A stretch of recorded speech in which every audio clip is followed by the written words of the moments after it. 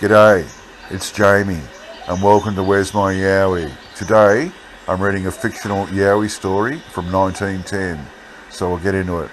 This was published in the Sydney Mail and New South Wales Advertiser on Wednesday, 16th of November, 1910. Titled, Australian Short Stories, The Mystery of the Haunted Cave, by G.M.L. On one of those numerous tributaries of the Upper Burnett River in Queensland is a series of falls and rapids, where the water forces its way between great cliffs of granite rock. In flood time, the roaring can be heard miles away. On one side is a cave, which the Aborigines of the neighbourhood and some of the white residents too believe to be haunted.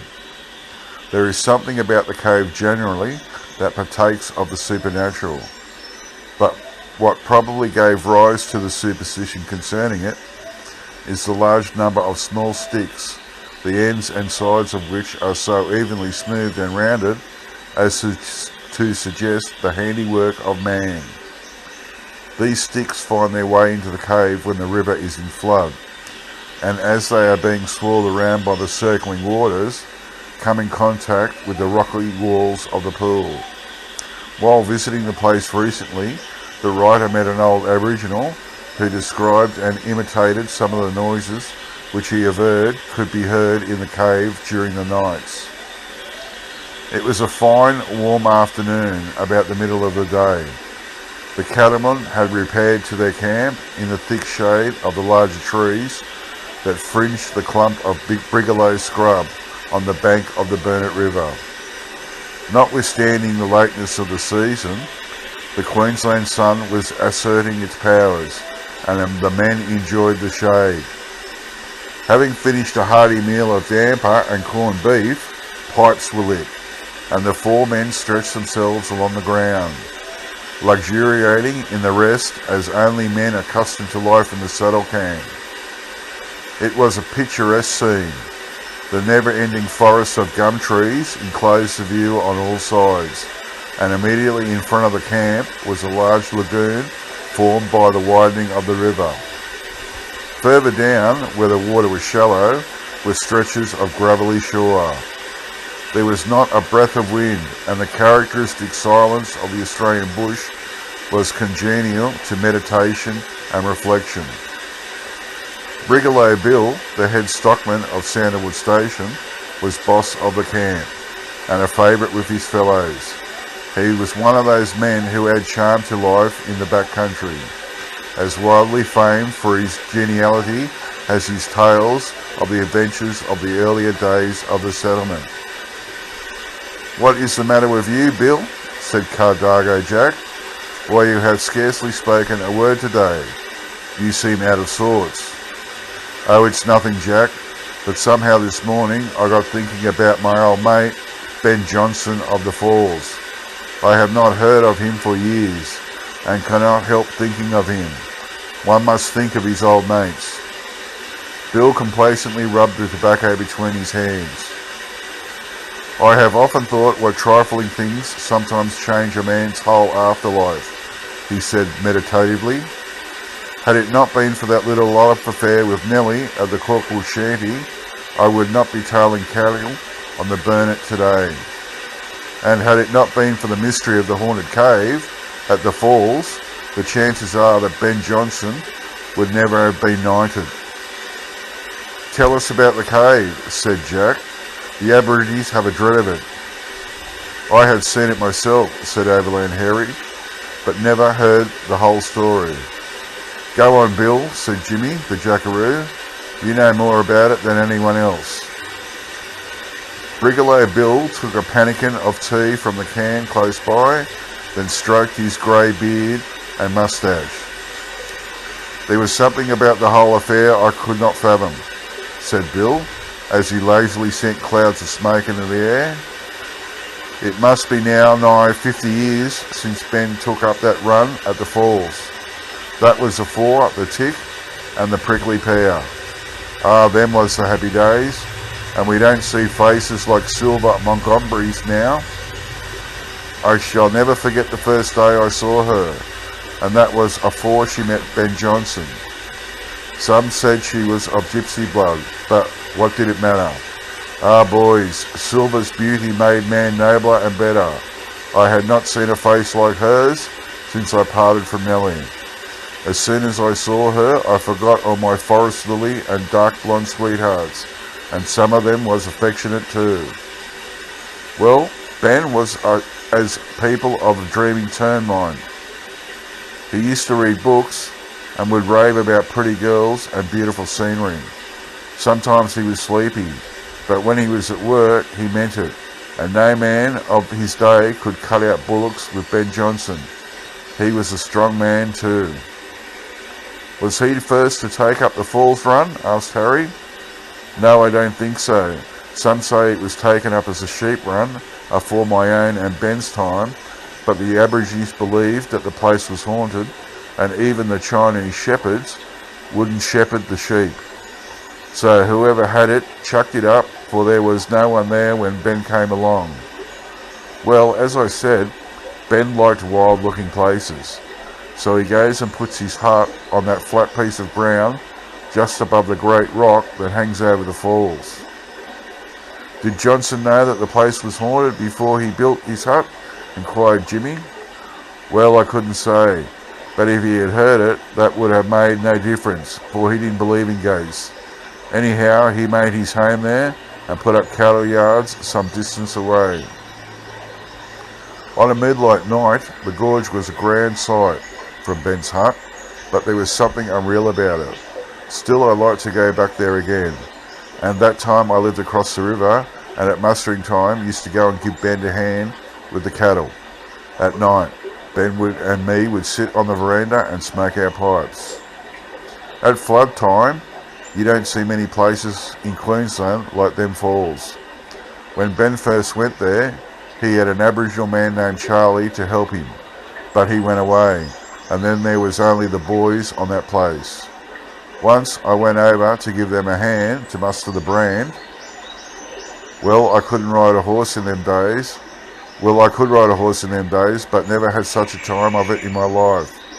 As sure as the mob got sight of the yards, they broke loose and there was no heading them. They bolted and twisted and snorted like mad, and more than once rushed at the horses.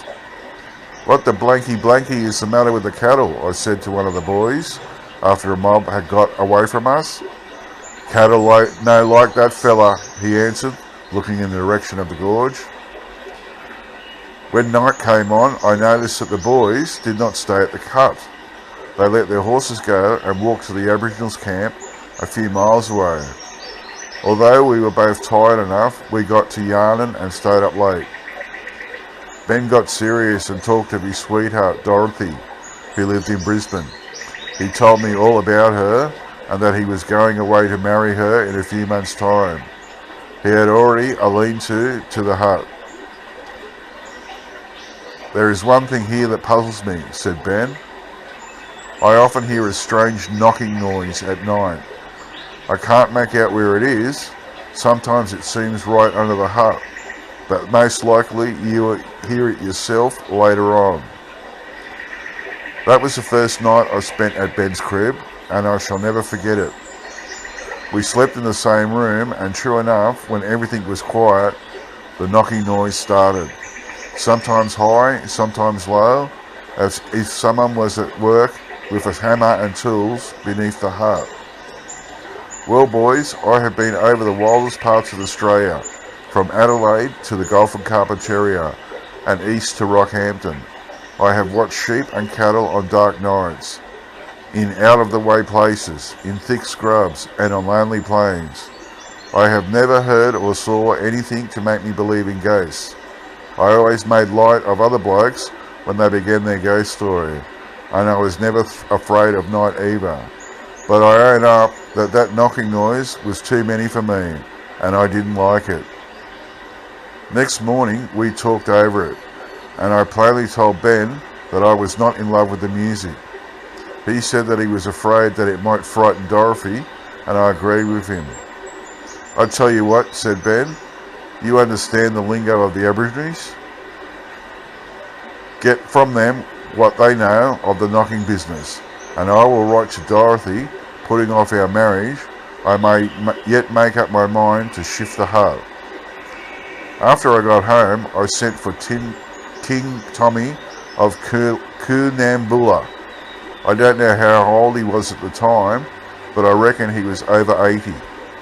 He used to say he was a fully grown man long before the first white man came to the river.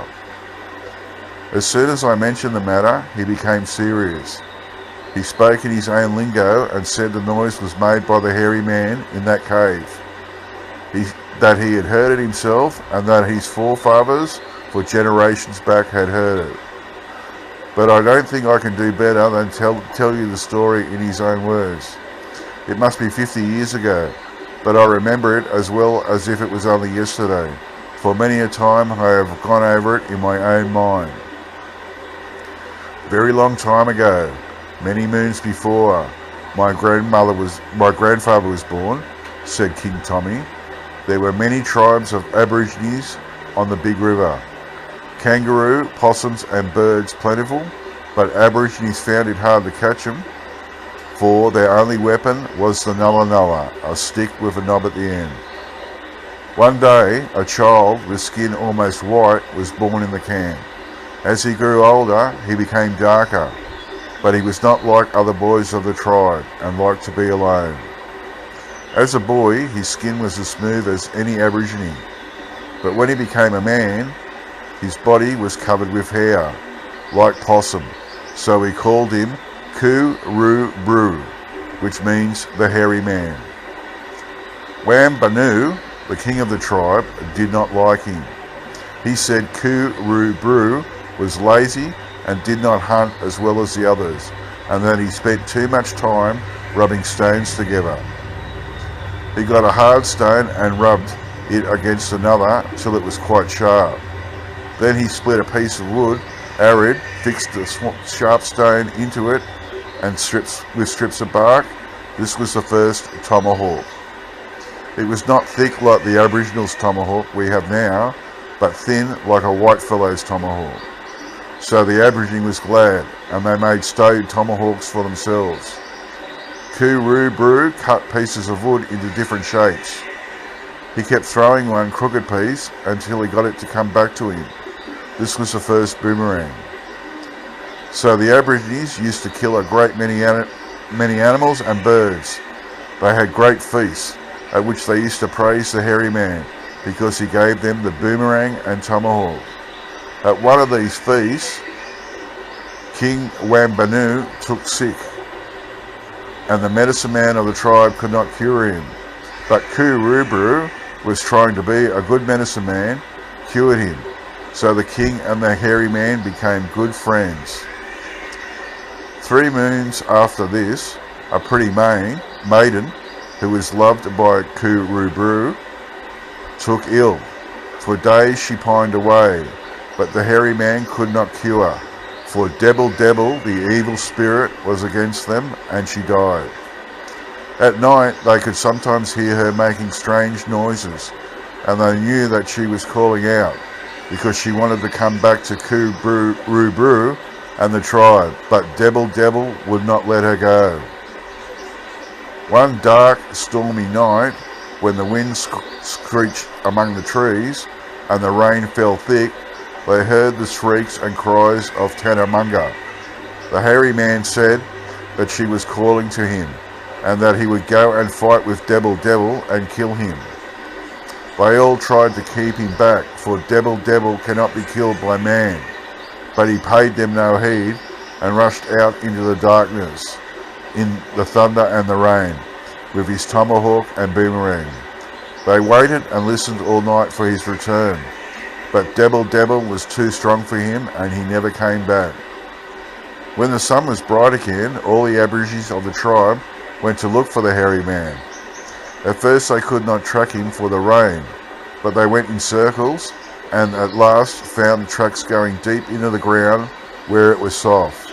They had never seen tracks like them before.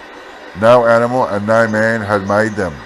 They were the tracks of Debble, carrying the hairy man away. for they found his boomerang as they went along. Their tracks went over great rocks and big logs, right into the cave at the falls. Now the men were afraid to go up in the dark opening of the cave, but they stood and listened, and they heard Kurubru calling out to them from the inside. And then they heard a noise as if he was cutting sticks with his tomahawk. They got frightened and went back to the camp, and all the tribe shifted away because they were afraid of Debble Debble. So the hairy man was put into the cave long before the white man came to the big river, and he is there still. And the Aboriginal and white fellow can hear him at night making pretty sticks inside the cave. I have often heard it myself, knock, knock, knock, through the darkness, and sometimes we can hear him calling out to us. He wants to come back, but Debble Debble will not let him go. Well, boys, that is King Tommy's story. It was the first I had heard of the cave being in the gorge. I asked Tommy about the position of the cave and if the work sticks could be seen there still.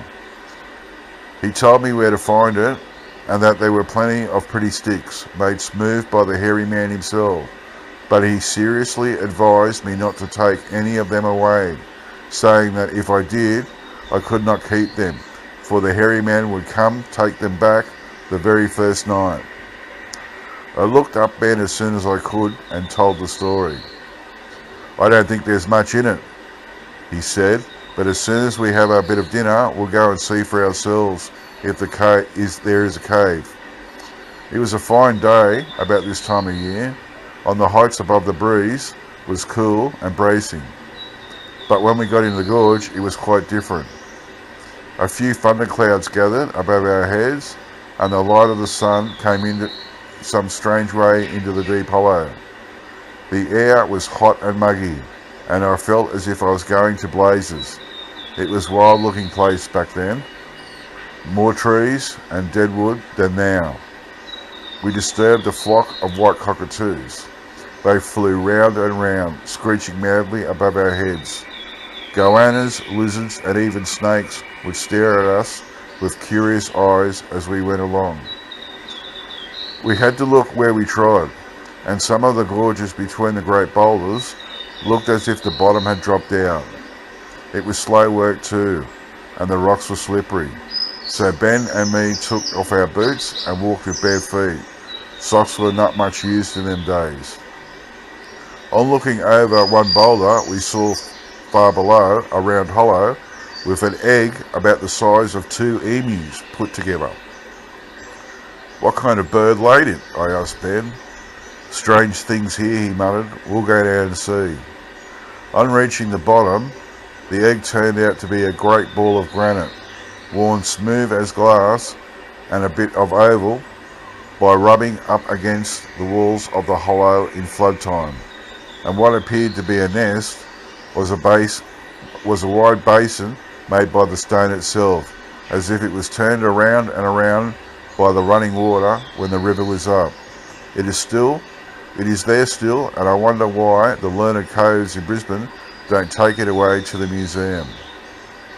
We found the cave just as King Tommy had told me. It was dark, and I wasn't much in love with going far into it. The pool inside the entrance was dry, and true enough, there was about a cartload of sticks on the bottom, and everyone worked some of them into pretty shapes. The cave seemed to go right under Ben's hut. We'll take a couple of sticks, said Ben, and see if we can't keep them tonight. Well, we took a stick apiece, and I was right glad to get out in the fresh air again. Did you hear any noises? Asked Overland Harry. Yes, boys, as soon as we lifted the sticks, there was a rumbling, knocking noise far away from the cave, but we stuck to them. We believed Billy in almost everything now, and was bent on making the sticks secure. You can fix yours as you like, said Ben, but I'll lock mine in my trunk and sleep on the key. I was determined to make mine even more secure. I got a piece of tin from an old bucket, wrapped it around the stick, turning the overlapping ends in towards each other so as to meet. Then I switched it with a piece of number 8 wire to a post in the fence close by, using an iron bar as a lever to twist the wire. I did not sleep much that night. The knocking kept me awake till late, but Ben said that he was that used to it that he did not mind. We were up soon after sunrise, and the first thing I did was look out at my stick. "It's all right," I said to Ben, "just the same as I left it." "I thought it would be," says Ben, "and I reckon mine's safe in the box too. The key hasn't shifted anyhow." So he opens the box, and I was quite knocked out by the look on his face. "It's a goner, Bill," he said, as he gazed around the room. I looked in the box myself. There was no stick there. Ben emptied the box. In truth, there was not much in it. A pair of trousers, a few shirts, and a picture of Dorothy. "Are you sure your stick is still there?" said Ben. We both went over it.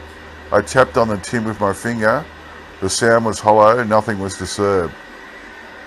"I think I'll shift my hut," said Ben. "Well, boys, since that time, other white men have taken sticks from the cave, but they go the first night." Soon after this, Ben got a letter from Dorothy, just a few lines, saying she had cleared out with another bloke and hoping that he wouldn't be sorry. He was down a bit at first, but in a week or so, he goes up to the boss of the joining run and says, "Look here, old man, give me £2 a head for my cattle, with the run chucked in and the show, it's yours." "Done, Ben," said the other boss, "I'll take 'em." So in a week's time, Ben put his belongings, tucker, tents and blankets on a pack horse and starts out west to the Paroo. On the second night, he camped at Montgomery Station on the Dawson, and there he met Silver for the first time. In a year, they were married. Ben took up a few hundred square miles frontage to the Paroo, which was then not much explored, and put a few sheep on it. He stayed there for 7 or 8 years, then sold out and went to England a rich man. He got into Parliament there, and for some good speeches he made, had a handle put on his name. But Ben deserved it all, for he was a good-hearted fellow. Well, boys, I think we'll ride around the cattle now. They'll be working back from the river. The end. Well, that's a pretty amazing story. The story about Kurubru and how he made the tomahawk and the boomerang for the Aborigines. That story, I don't know how the author could have made that up without actually hearing that story told to him from an Aborigine. It seems like it just couldn't be made up by a white person, like only an Aborigine would know a story like that, which is really, really interesting. Okay, that's it from me. I'll get back to you all next time. Bye.